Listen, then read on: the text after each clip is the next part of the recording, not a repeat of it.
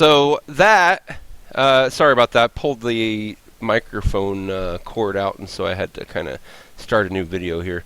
What we just calculated then is 84 meters per second. What that's called, the term for all of this stuff, is the centripetal. Centripetal, that's an adjective meaning having to do with a circle or towards the center. The centripetal velocity. So that is the centripetal velocity. That's how fast it is going at the edge. And so here the centripetal velocity would be 84 meters per second that way. Here the centripetal velocity would be 84 meters per second that way. Here it would be 84 meters per second that way, etc. So that's not too terribly difficult. The next thing that we want to do is we want to calculate the acceleration, which I'm going to just quickly tell you the formula for rather than derive. For time's sake, it's just v squared over r. The centripetal acceleration, not to be confused with centrifugal, centripetal, is going to be v squared over r. So 84 was our velocity we just calculated. Take that, square it, divide it by r, and you get r is still 5. Same problem as before. What is our new acceleration then? 84 squared divided by 5. What's this accelerating at?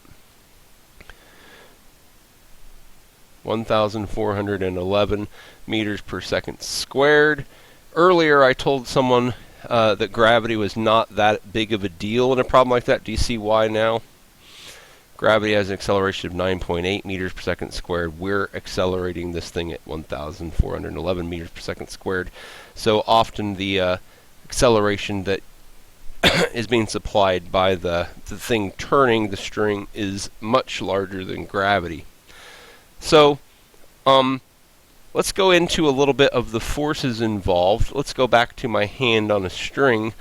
If I have an object on a string, and that object is going around in circles like that, if I were to let go of it at any point, what would happen? It would fly off in whatever direction it was going right then, right? Which is to say that when did it stop having centripetal motion? When did it stop going in circles? When what? At the point of release. In other words, when I stopped pulling on it. So is my pulling important? Clearly it is. So it's actually my pulling that is keeping it going in a circle. By the way, think about the sun, the earth. You know, kind of think about that for a second. That's what would happen if the sun stopped pulling on the earth. We'd fly off into space like that. So